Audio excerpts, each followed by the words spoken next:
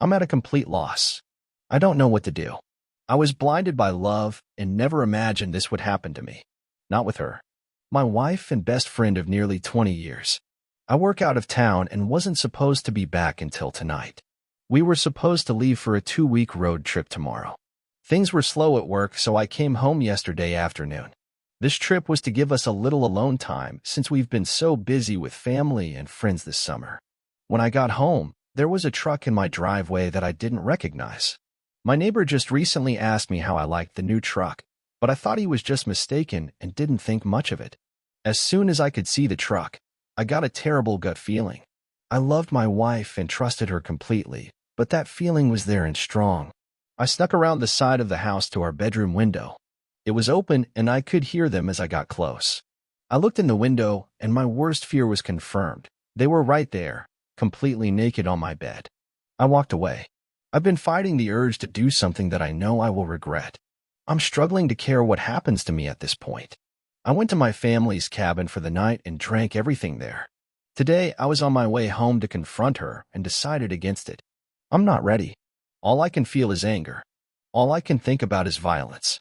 I'm not in a good place right now. Not good enough to see her. I'm back at the cabin now. I have a 60-ounce of rum, and I've been staring at it for an hour.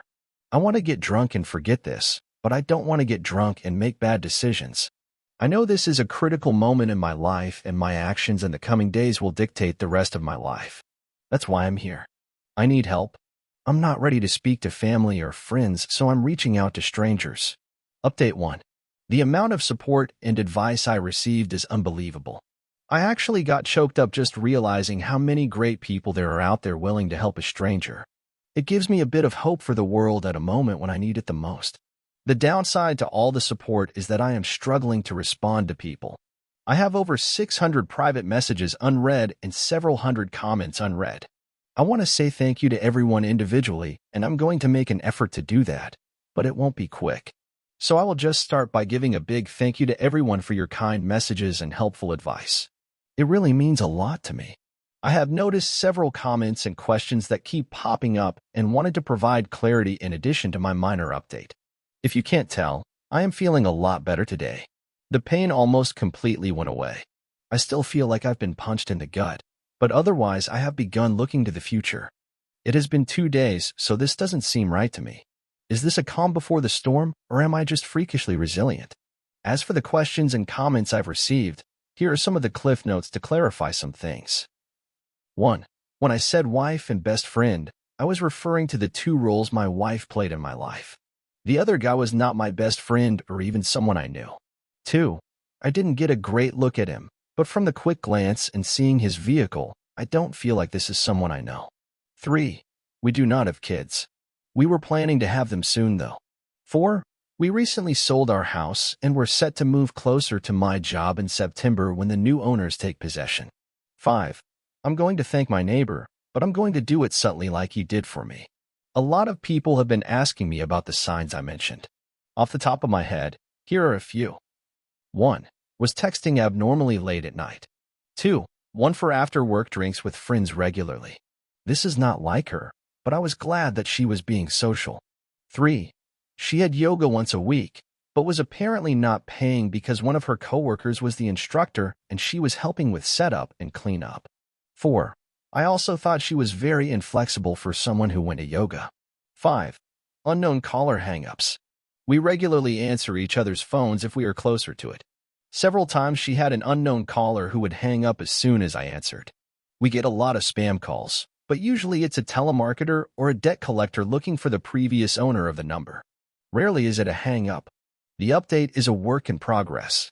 When my brother arrived, we had a good long talk. He has been my true best friend, and I realized I need to always remember that and know that he will always be there for me without judgment, the same way I would be for him. He really sets the standard for what a true friendship is, even if we fight on occasion. Since I was supposed to be home last night, I decided to respond to my wife's text. We aren't allowed to have phones on site, so it was reasonable for me to only be texting her. She knows it's easy for me to sneak in some texts. I wrote to her and said I needed to go to one of my company's remote sites and wouldn't be able to call her until the end of the weekend. I told her that I would cancel all the reservations and rebook later. She said she could take her best friend with her this weekend to the romantic bed and breakfast on a vineyard that I booked. I knew it wasn't the best friend she wanted me to think would be going. I told her that I already gave it to my brother and his wife since it was non-refundable and they would pay me back in a month. This morning I canceled all the reservations except the romantic one. My brother was coming with me.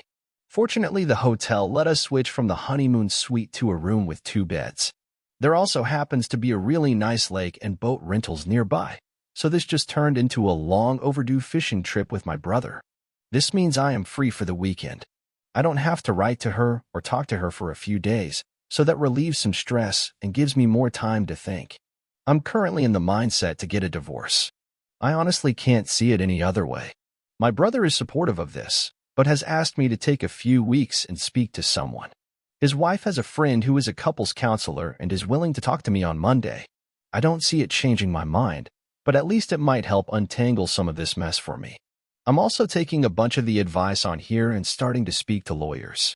At the very least to prepare for what I think is inevitable. I want to do this right. I've never thought of her as someone who would try to screw me over, but I also never expected her to cheat. So I think I need to be prepared for anything. Thanks again, everyone. I'm going to try to enjoy my weekend as much as possible. Update 2. A lot has happened in the past few days. I'll start with the less important stuff. My brother Matt and I drove nearly 5 hours to the B&B on the vineyard. I really appreciate him being there for me through this. It was more of a venting session than anything, but it really helped clear my head. After spending the better part of the drive whining to him, I just wanted a little alone time while he wanted to go out for dinner. I stayed in the room, and he went out to eat and took me back some food. He also managed to run a boat for the next day. On Saturday, we hit the water. The owner of the B&B knew about our plans for fishing and was nice enough to pack us a small cooler of food and drinks. It was their way of making the romantic package more useful for 2 brothers. It was a nice gesture. Fishing wasn't good. We both caught a couple of trout that we had to release due to their size, so the snacks from the B&B worked out great.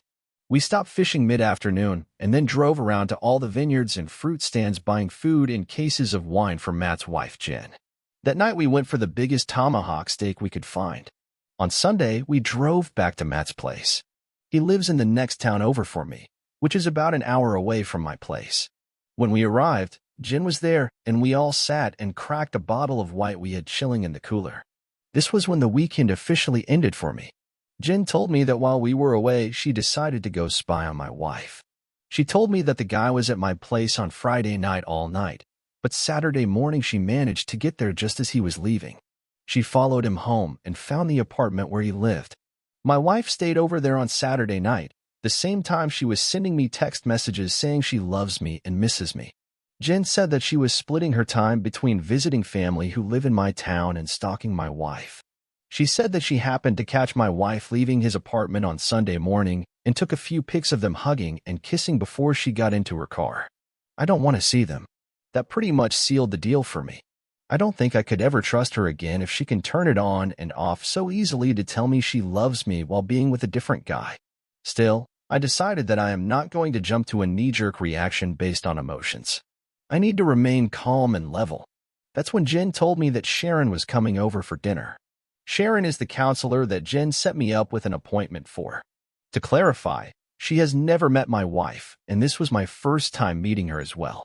Sharon was a very nice person, and we got along great. After dinner, Sharon and I went for a walk around Matt's neighborhood to walk the dogs and have a bit of a private conversation. Sharon was really helpful in the fact that she was a great listener and made me feel like I didn't need to be guarded. It was therapeutic to be that free with describing my feelings, as much as I am comfortable with my brother. This was just different and very needed. It's the same reason why I like writing this on Reddit. It's a vent session that helps me untangle some of the mess in my head. Our walk lasted an hour, and the only real advice Sharon gave me was not to delay that conversation with my wife. She said that the longer I wait, the harder it will become to talk to her about this. She said I need clarity more than anything at this point, and my wife is the only person that can give that to me. Later that night, Jen and Matt offered to stay with them for as long as necessary. I know that Matt and I have an expiry period for being in close quarters with each other, so I spoke to my boss who was able to set me up in company housing. I've been staying there every second week for a while, but have to leave on days off. He managed to make it work for me to stay full-time for a few months if I needed to. I decided to rebook with Sharon for later this week. I figured our walk would suffice for the first session. She agreed. I spent the night on Sunday just laying in bed thinking about how to approach this. I struggled with this because even the imaginary scenario in my head was making me angry or sad. I decided I would just wing it. I'm usually good under pressure. Yesterday, I woke up and said my goodbyes to Matt and Jen. I drove towards home and was thinking what if he was there when I arrived. Then I thought that it would likely just put me back in the angry spot I was a few days ago. I decided to do a drive-by first. Neither his truck nor my wife's car were there. I went inside and grabbed a bunch of essentials and things I don't want to part with, mainly just some photos and old family heirlooms. I got them all packed up in my truck and then headed over to the guy's apartment. Her car wasn't there either, but his truck was. I decided to ride her to see where she was. She said she was getting groceries. I trust her so little right now that I drove by the grocery store and actually confirmed she was there. I feel so dirty admitting that I did that, but my trust is broken, and it's the only way I can be certain of anything. I wrote to her again and told her to just come home because we need to talk. She wrote back, "What's wrong?"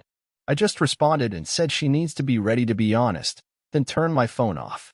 She got home 15 minutes later. When she came in, she came over to give me a hug and kiss like she does every time. I turned away from her. She asked me again what was wrong, so I told her that she needs to start being honest with me. She played dumb and said she had no idea what I was talking about. I said, "Okay, if you can't be honest, then I am leaving." She started panicking at this point and said, "Are you talking about yoga?" I figured it was a start. I asked her what she was talking about, and she told me that she hadn't been going to yoga. Here's a bit of a breakdown of the rest of the conversation. Me: "If you weren't going to yoga, then where were you going?" Her: "I was taking walks to relax because I've been so stressed lately." Me: "Why are you so stressed, and why did you lie to me about what you were doing?"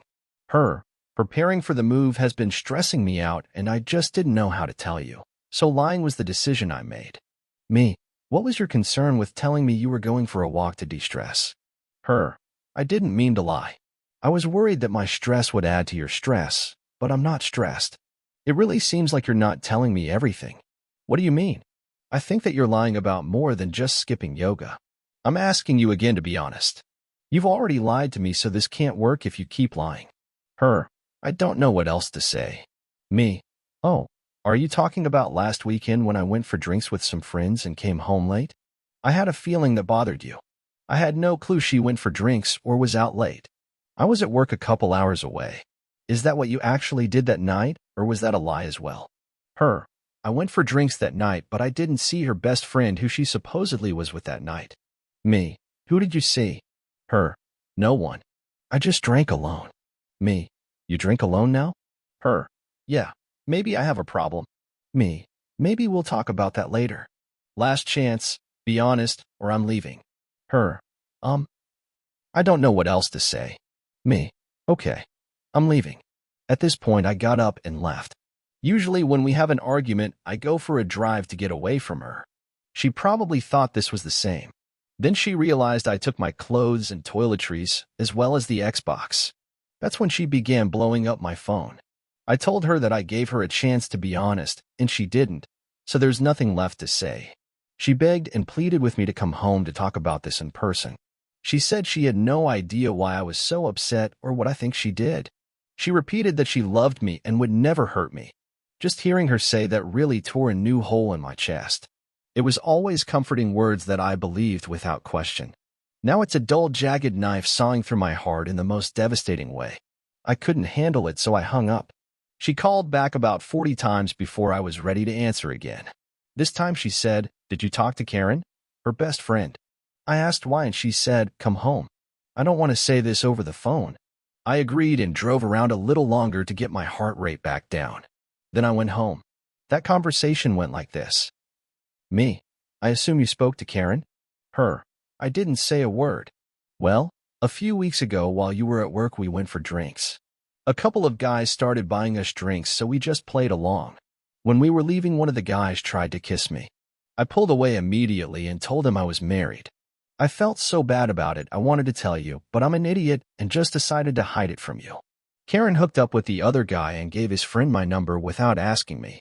He has texted me a few times since, but I have never written him back. Can I see your phone? Yes, she showed me her phone, which was completely empty of text except for myself and her mother. She never deletes her texts, so this was new. I looked at her photos, which were also clean, but then I checked the deleted photos and found one of a guy I didn't recognize. Me, who's this? Her, that's the guy who tried to kiss me. Me, why did you take a picture of him? Her, I was just being stupid. That's not a reason. Why did you take a picture of him? I don't know.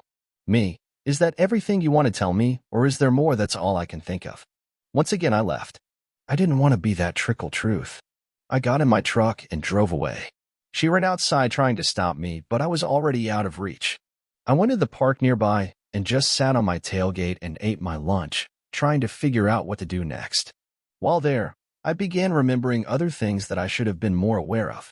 Things like, I was working a weekend shift, and she was in bed early. My wife went out to the club with a few of her girlfriends. I woke up at 4 a.m., and she still wasn't home. I called her a few times, but there was no answer. About 30 minutes later, she called me back and asked if I would come get her. When I picked her up, she told me that they were trying to hail a taxi but had no luck.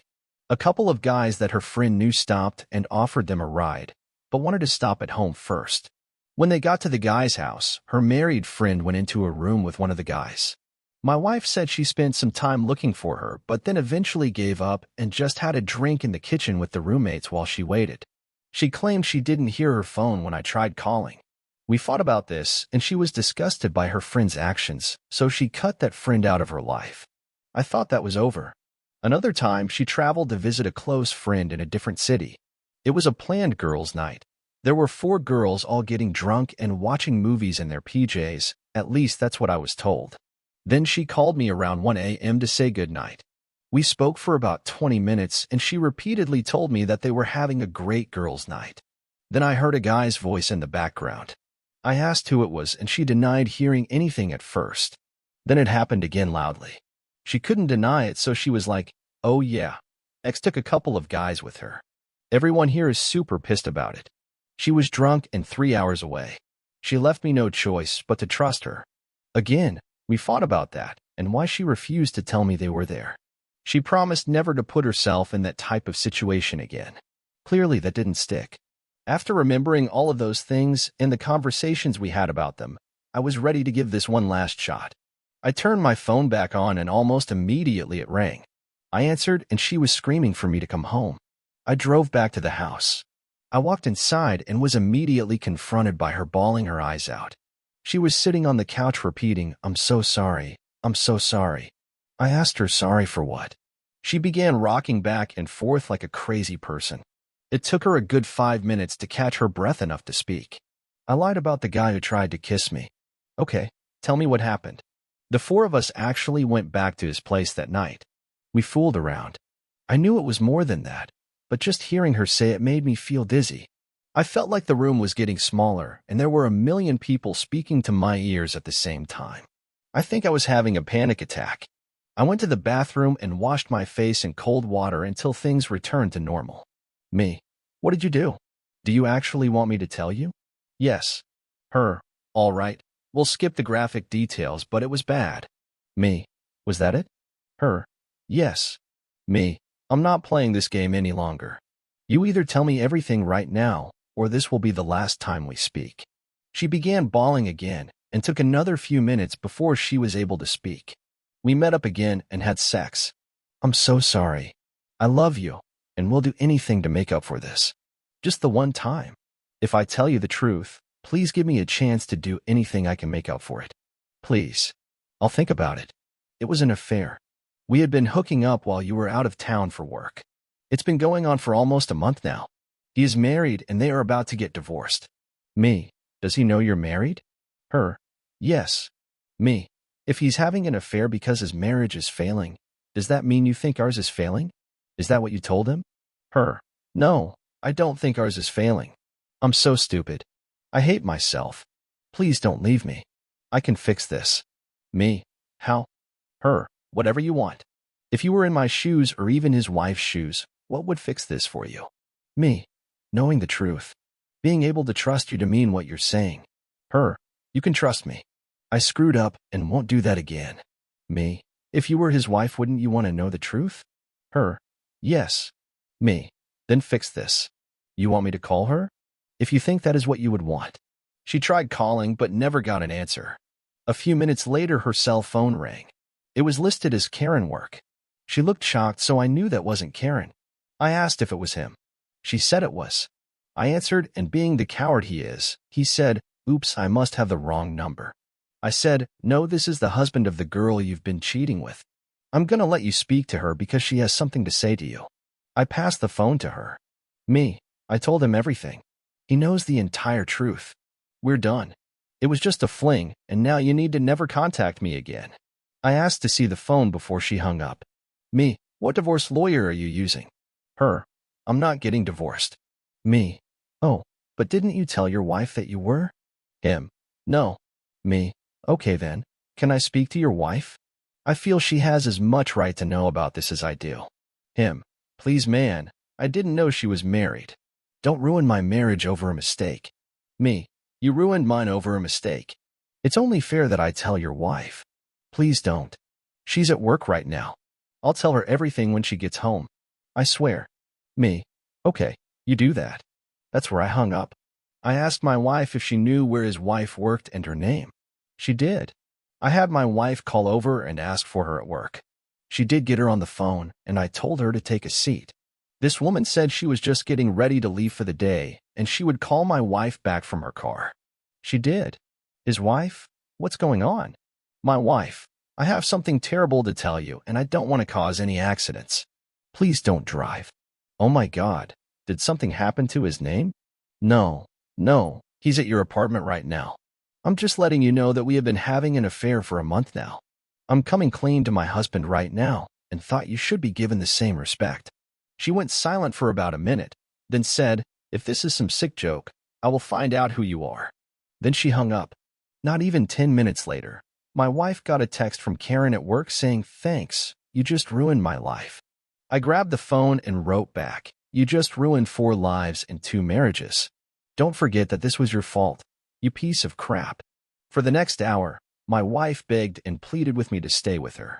She offered counseling, she offered to never leave my side, she even offered me sexual favors. This was everything that I expected thanks to the comments in here. She then said we should go on that vacation, her treat. We need time away from her. We need to spend some quality time together because my work schedule has been pushing us apart lately. Also exactly what I expected her to say. She wasn't expecting me to tell her that I went anyway. She also wasn't expecting me to tell her that I already have counseling booked for myself. She definitely wasn't expecting me to tell her that I busted her on my very own bed. I could only imagine she didn't expect me to have a place already lined up to stay. When I told her all of that, she fell to the floor bawling. She started saying how she didn't deserve to live. She told me I should just kill her right now because she's too terrible to be with anyone. It went on like that for a while. I stayed for a total of 4 hours listening to her make excuses, then try to hug me or cuddle me, or even do sexual favors if I would just stay and work through this with her. In the end, I called Karen and told her that her cheating friend is suicidal and that she should come keep an eye on her. Then I left. It's been almost a full day since that went down, and I haven't spoken to her since. She's been calling and texting me all day. Her friends and family have been calling and texting me all day.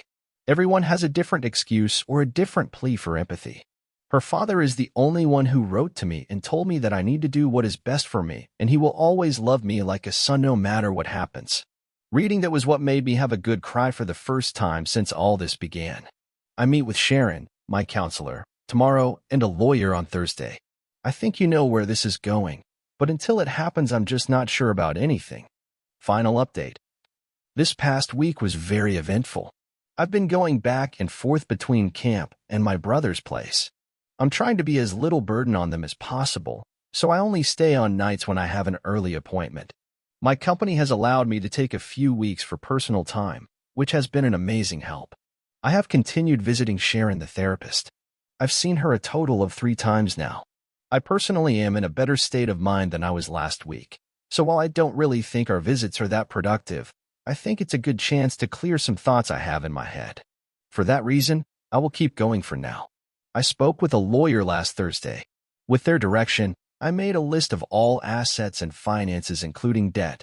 I then went to the bank and asked them to put a stop on our accounts that doesn't allow anyone to withdraw money without the other person present. We both have our pay deposited into our personal accounts, so this won't stop either of us from accessing new money, just the old and shared money. The lawyer did suggest that I don't confront her until I serve her the papers, but it's already too late for that. For the duration of the week, I was receiving calls and texts pretty much constantly from my wife, her family, and her friends. This past weekend, my sister-in-law organized a family get-together at the cabin. I went and had to drop the bombshell on my family. At least it's out in the open now, and I can include them in my recovery process. Things were going as great as can be expected until Saturday night at around 8 p.m. I was sitting around the fire with my brother and dad when my wife's car pulled up. My brother Matt told me that he would take care of it. My dad and I decided to go for a walk around the property out of sight from the driveway. We were barely in the forest when I could hear my wife screaming at my brother to get out of her way. She had a couple of friends with her, and they were yelling at Matt as well, telling him to mind his own business. He made a valiant attempt, but ultimately they were too much for him to handle. She got past him and rushed right towards us. She must have seen his head that way. My dad offered to deal with her, but I said I will deal with her. My wife, let's call her Kate for simplicity's sake, came running over to me bawling. She immediately went for a hug, and I didn't stop her, but I didn't hug her back. She begged me to just speak to her. I agreed, and we walked around the property trails to have a little privacy. Kate tells me that the other guy's wife has left him. She told me that he called threatening to commit suicide and blamed it all on her. She claims that she told him to just do it and hasn't spoken to him since. Kate then pulls out a piece of paper and starts listing off ways that she promises to make it up to me. Again, these are all things she offered on the first day, everything from couples counseling to sexual requests. Then she caught me off guard. She says that she doesn't want to continue living this way. She said that she wants us both to quit our jobs and go live overseas and start that little beach bar we've always talked about. She said she would leave right now if I would go with her. To put this into context, this past week while trying to envision my life post-divorce, this is the only thing I could think of. I figured a complete restart of everything I'm already going through. May as well add another piece to it and just do exactly what I want. To hear her wanting the exact same thing just made me snap back into that feeling of missing her and wanting to be with her. That was the moment I knew I had to end the conversation. I walked her back to her car where her friends were waiting. I told her that I would be willing to speak on the phone, but couldn't promise anything beyond that. It calmed her enough to leave. We've spoken on the phone each night since, but it's always the same. She cries and begs me for another chance. I get angry at her for what she did and hang up. I'm currently struggling with missing her really badly. She was my best friend for decades, so losing that person to speak to is so hard. Realizing that all the dreams and plans we shared are just thrown away, it's devastating. I want nothing more than to just pack it up and start life over somewhere else. I want that to be with her, but she ruined it. She robbed me of that.